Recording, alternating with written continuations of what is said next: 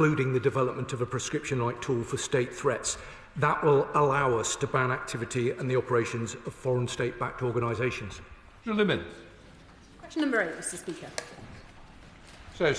Thank you, Mr. Speaker. With asylum claims falling in Europe and rising here, we must reduce the incentives that pull people here. The permanence of refugee status in this country is clearly a pull factor, and so we are making it temporary. The ability to melt into our illegal economy lures people here, so we have lifted immigration raids to record levels, and effective removals send a clear message, and returns are now up by around a quarter under this government. Mr. Speaker, illegal immigration, illegal working and illegal trading frequently go hand in hand and too often manifest in the proliferation of dodgy shops on our high streets. Now, whilst I welcome the shop raids in my Carlisle constituency last summer, without action to tackle illegality at source, the police and trading standards face a never-ending game of whack-a-mole.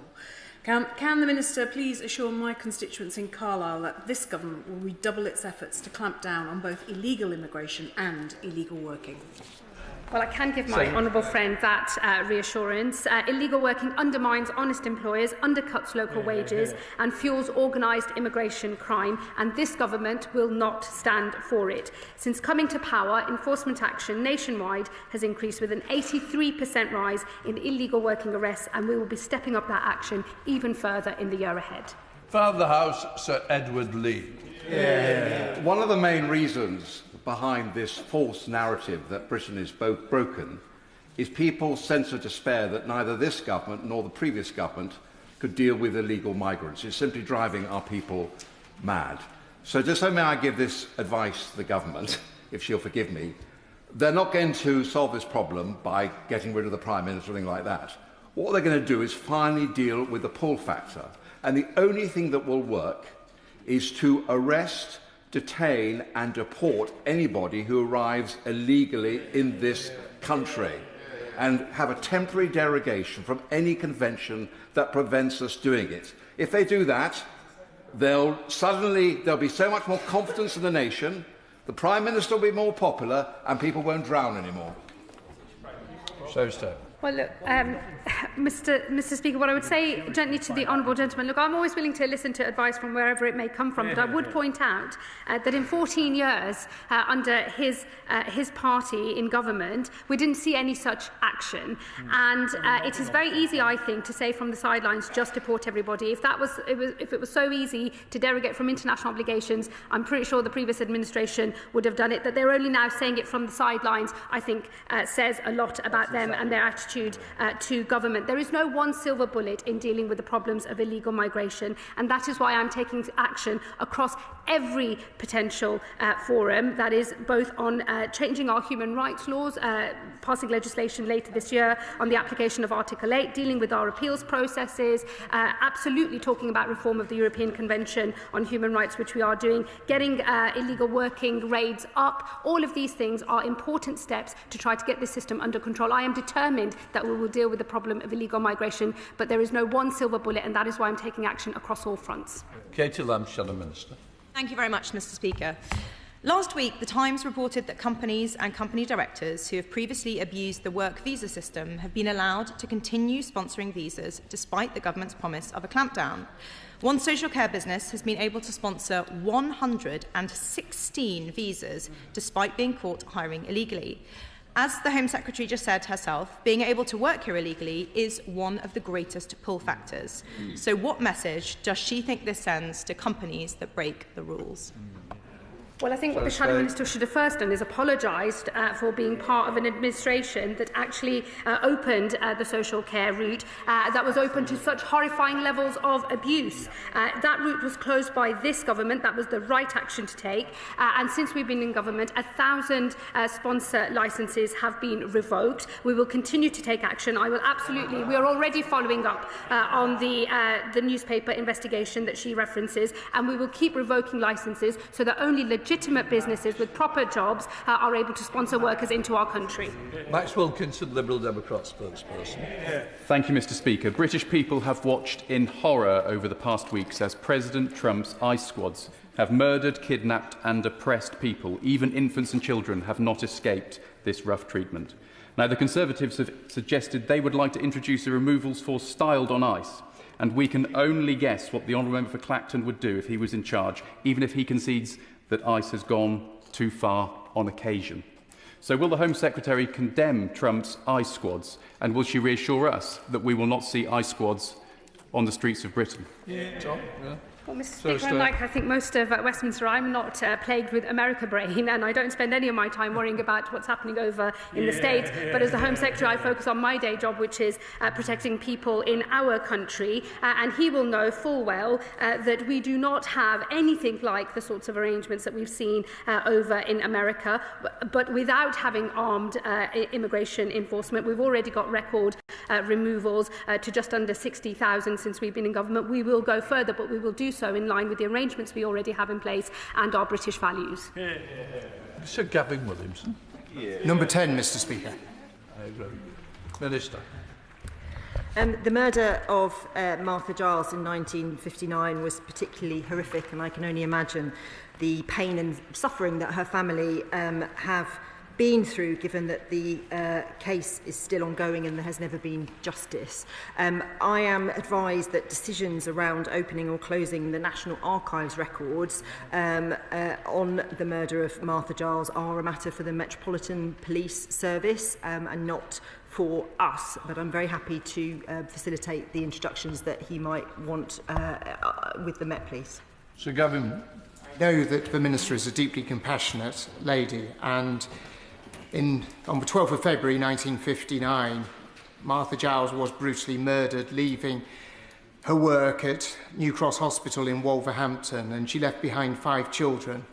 There's only one of those children that's still alive today, Mrs. Edwards, and she desperately seeks answers. I know that it's not within the Minister's gift, but if there's any way of being able to convene officials and officers in the Metropolitan Police just to be able to bring some closure on this awful chapter, it would be so deeply appreciated.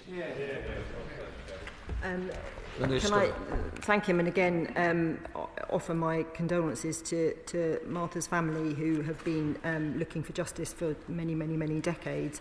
I am happy within the bounds of what I am allowed to do it for the right honourable member, and we'll make sure we make the appropriate introductions. Dr. Ellison. Question number 13, please, Mr. Speaker. Thank you, Mr. Speaker. We are investing a record £140 million in state-of-the-art technology to make our communities safer. This includes rollout of live facial recognition, a technology that is already transforming policing. Investing in technology means more time for the police to be out where we want them, on the streets, fighting and deterring crime in our communities. Dr. Ellison. Thank you, Mr. Speaker. I recently met with Home Office colleagues to discuss the use of synthetic cathinones, often referred to as monkey dust, in Stoke-on-Trent.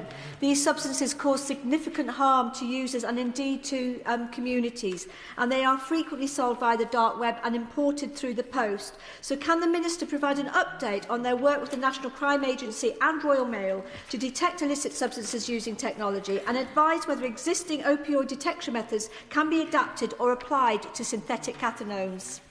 Well, I thank my honourable friend for raising the scourge of synthetic cathinones. Let me assure her that the work between the National Crime Agency, Royal Mail and others continues at pace. The use of synthetic drugs is a concerning development in the global drugs market, but this government and law enforcement are taking action, and we continue to innovate and seek new methods for screening and identifying drugs using emerging technologies, including AI, to tackle this challenge. Lincoln Job. Thank you, Mr. Speaker. I recently visited a major retailer in my Spelthorne constituency, and they reported that that corporately their systems are so clunky that to get information to the police when they have evidence of shoplifting, they had to resort to sending an officer round to the thing to film on their body cam footage from the corporates, the retailer's own systems. So as well as sorting out the technology within the police, would the Home Secretary also encourage and reach into those big corporate retailer chains so that we can have a seamless flow of information in order to drive down shoplifting? Well, I'm very glad, I'm very pleased he raises that particular issue. I'm happy to look into the detail that he's seen in his own constituency. Let me assure him there is a lot of work happening with retailers. I know that there are different platforms that are being adopted. The pace of technological innovation in this area is really very quick indeed, and we will do everything we can to make sure all of these systems are absolutely joined up and that the police are in the best possible position to go after these criminals as quickly as possible. Question 14, please, Mr. Speaker. This government is restoring neighbourhood policing with nearly 2,400 additional neighbourhood officers in post since last September, and we're ensuring that every community has named contactable officers dedicated to tackling the issues facing their communities. Of course, the provision of in-person services such as front counters are for local police to decide. I want those police on our streets catching criminals. Mr. Smart. Thank you very much, Mr. Speaker. Communities like Woodley in my Hazel Grove constituency has been plagued by shoplifting on the precinct. We've had far too much antisocial behaviour, and recently we've had some really worrying violent incidents as well. Bredbury Police Station, though, was closed by the Mayor a few years ago, and we know many people want to access police services in person for all sorts of accessibility reasons, just because it's much more reassuring to have that conversation in person. Police also tell us that they can pick up on things in person that they just can't when they receive an online form. We Lib Dems have a plan for a police counter in every community, in places like supermarkets where people already are. What steps is the government taking to ensure that communities like Woodley can access police services in person? Minister. So every ward will have a named community officer that they can contact and get in touch with, which I think is the priority here. She talks about retail crime, which, as I said earlier, increased by 60% in the last 2 years of the Conservative government. So by us taking steps, for example, by making sure that the £200 rule that the previous government had in place, so that any theft in a shop under £200 was not even investigated by the police, we are scrapping that, and we are making sure that there are more officers in our community. I'm sure there are innovative things that can be done in terms of making sure that visibility is there, but having a named police officer that you can contact in your ward is massive progress on what we had before. Mr. Speaker, Humberside Police and trade unions representing Humberside Police have raised concerns about potential closures of counters under Operation Balance. Can she offer any reassurance further to her remarks that will give assurance to my local community that they will be able to contact local police as and when they need to? Minister. Absolutely. Can I thank my honourable friend? And of course, people are worried about making sure they have access to their police officers, particularly when they need them, which is why we're introducing targets to make sure the response is quick and there when we need them, and why we are putting more money into policing. Police forces themselves will have £796 million additional funding this year, which is a 4.5% cash increase and a 2.3% real terms increase. And I'm happy to make sure and work with her to make sure our neighbourhood guarantee is being delivered in her constituency. Thank you, Mr. Speaker. Question number 16. Minister. Thank you, Mr. Speaker. Our cross-cutting government strategy has committed £1 billion over the next 3 years to support victims of VOG, including domestic abuse. Some of what is in that includes £30 million uplift under this government on refuge and safe accommodation for victims of domestic abuse, and also millions extra on funding the DA perpetrator schemes, specifically targeting the most high risk of harm repeat offenders. Thank you, Mr. Speaker. After years of enduring domestic abuse, a constituent of mine came forward to Thames Valley Police. She was badly let down by process and communication failures, resulting in the perpetrator avoiding prosecution, despite a positive charging decision. She is now worried for her own personal safety and has a PTSD diagnosis. So I appreciate what the Minister has said she's doing to help victims of domestic violence, but what more can she do to make sure that they're taken seriously so that the victims do not have the same experience as my constituent? Minister. The honourable gentleman makes an incredibly good point, is that we would save ourselves a lot of time and people a lot of harm if we just got it right in the first place, which is why this government has invested £13.1 million specifically into a policing centre for violence against women and girls that seeks to look at all of the gaps in the system within policing and seeks to make a nationwide standards that they will be held accountable to. Samantha Niblin. Thank you, Mr Speaker. In my constituency of South Derbyshire, I'm grateful to Derbyshire Wish, who provide domestic violence and abuse services and who use my offices for free in order to speak with victims of domestic violence and abuse in a safe and neutral environment.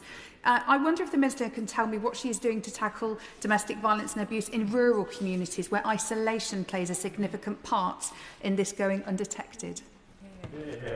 The Honourable, I pay tribute to the organisation in her constituency and across our constituencies, and tribute to her for doing that work within her own surgery. I would encourage the same of everybody, and I'm sure many do that. What I would say is that the rural communities experience domestic abuse the same as people in urban areas, but they have different needs that need to be met, and that is why this government, and I invite the Honourable Lady to join me in this, and any members in the House, will work with members from rural areas to look at really specifically what needs to be done to make sure that that isolation is, when police standards are written, fully taken into account. Mark Pritchard. How the police respond to domestic violence incidents at the first instance oftentimes is critical for the criminal justice process, but also interpreting the events on the ground. I know the Minister, who in my view does a very good job, by the way, likes to look at best practice across the world. Would she look at best practice in Europe where academics have proven that where there is a male and female officer responding to these incidents, that the process of prosecuting is often far easier as a result of having a mixed gender patrol where possible? Minister. I thank the honourable gentleman for that suggestion, and I welcome and will make sure that our officials look up this particular study. I will do anything that shows an improvement in this area, and it never surprises me that actually gender parity in things makes things better. That's also another thing I've committed my life to.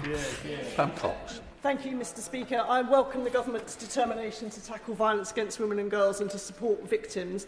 Would the Minister agree with me that improvements to our family justice system, as well as to our criminal justice system, are going to play a really important part in that? Minister. I thank the Honourable Lady, and I think that whilst this is Home Office questions and people will rightly bring their issues with regard to policing across the country, around only 10% of victims of domestic abuse ever see the inside of a police station, ever interact with policing. So making sure that every other part of our system, and the family court system and the family justice system and our civil courts, absolutely have to play a part, and that is why they are a fundamental part of the violence against women and girls. Question 17, Mr Speaker. Minister. Mr Speaker, my honourable friend is a great champion for Huddersfield's High Street, and I'm pleased to be able to tell her that tackling money laundering is key to delivering on this government's mission to make our streets safer and to deliver economic growth. The new High Streets Illegality Task Force will bring together departments and agencies to systemically disrupt money laundering and related crime on the High Street, while new funding will boost trading standards capabilities and fund an increase in law enforcement officers. Thank you, Mr Speaker. Police operations last year, including in West Yorkshire, saw hundreds arrested and thousands of high street shops raided across the country. So can I ask what further steps are being taken to tackle money laundering, including connecting information across agencies and flagging suspicious entities so such operations can be closed down quickly? Well, Mr Speaker, I'm grateful to her, and we are taking more steps. And the new High Streets Task Force will look at whether the current data sharing between agencies in supporting enforcement teams is appropriate in order to maximise our response to be as effective as it possibly can be. The Government will also publish a new anti-money laundering and asset recovery strategy this summer. This will set out further ambitious measures to strengthen our fight against money laundering, including better sharing and exploitation of financial information across the system. Chair of the Select Committee, Dame Karen Bradley. Thank you very much, Mr Speaker. Organised criminality is behind much of the money laundering that we see on our high streets, and that's why my committee last week launched an inquiry looking at organised criminality and the role it plays in the crime we see in neighbourhoods up and down the country. Can the Minister set out what support the Home Office is giving to the National Crime Agency in regards to this issue, and how does he envisage the National Crime Agency working with the 12 mega forces that are envisaged in the White Paper and the National Police Force? Minister. Well, Mr. Speaker, I'm very grateful to the chair of the committee for setting out the work that they're going to be doing. I have long believed that the importance of the work that we need to do, working very closely with the National Crime Agency to tackle serious organised crime, which is a blight on all of our communities. We're working very closely with the NCA to make sure that they've got the appropriate level of resourcing and the correct strategic priorities. I meet with the Director every single week. We'd be very happy to cooperate closely with the work that she's doing, and she's right to mention the importance of police reform. Obviously, we're looking very carefully at that process, and we'll make sure that we configure ourselves in a way that will maximise the ability of the National Crime Agency to tackle serious organised crime. We now come to topicals. Rupert Lowe. Topical question number 1, Mr. Speaker. Justice Secretary. Mr. Speaker, this government pledged to restore order and control to our borders, and our work is taking effect. Since we took office, removals of illegal migrants are up 31% to nearly 60,000 since we took office. Forced returns are up 45%, and deportations of foreign criminals are up by a third. In December, we imposed visa sanctions on 3 countries, Angola, Namibia and the Democratic Republic of Congo, and they have worked. Each of those countries is now accepting their citizens back. I know the public want us to do more, and we will. We will reform human rights law and our appeals processes to swiftly remove those with no right to be here. This country will always offer sanctuary to genuine refugees, but for those who do not play by the rules, we must be firm. The last Conservative government lost control, and it is we, the Labour government, that are restoring order to our border. Thank you, Mr. Speaker. As the Minister knows, our independent rape gang inquiry hearings are ongoing, just a short walk from this chamber. Last week, I sat opposite one woman who was raped by between 600 and 700 men. She estimated that 98% were Pakistani Muslims. The evidence we are collecting is brutal. Again and again, we've been told of failed attempts to traffic raped and abused women overseas to Pakistan and elsewhere. Thankfully, those attempts failed. How many did not? Will the Minister agree to urgently review cases? You have just watched part of today's Home Office Topical Questions in the House of Commons. Let me summarise what was confirmed and what was not. Confirmed, removals of illegal migrants are up 31% to nearly 60,000 since this government took office. Confirmed, forced returns are up 45% and deportations of foreign criminals are up by a third. Confirmed, illegal working arrests have increased by 83%, and more than 1,000 sponsor licences have been revoked. The Shadow Minister, Katie Lamb, then raised a specific case. She said one social care company had been allowed to sponsor 116 visas, despite previously being caught hiring workers illegally. The Home Secretary confirmed that the social care visa route which permitted this has now been closed. She did not address how that specific company came to hold 116 visas after being caught hiring illegally, or whether those visas have since been reviewed. The most significant exchange came from Rupert Lowe, the independent MP for Great Yarmouth. He told the House that the independent inquiry into group-based child sexual exploitation is currently sitting nearby. He said evidence given to that inquiry includes accounts of victims who were trafficked overseas after being abused, and that some of those trafficking attempts may have succeeded. He asked the Minister to urgently review those cases. Within the portion of this session available to us, that question had not yet received a response, so here is the record as it stands. The government's enforcement figures on illegal migration were confirmed and are not disputed. A specific case of visa sponsorship abuse was raised and only partially addressed, and a direct request to review potential trafficking cases connected to the ongoing child sexual exploitation inquiry was made, and had not yet been answered. This is the public record. New analysis every week, what Parliament says and what the numbers actually show. Subscribe if you want the full picture.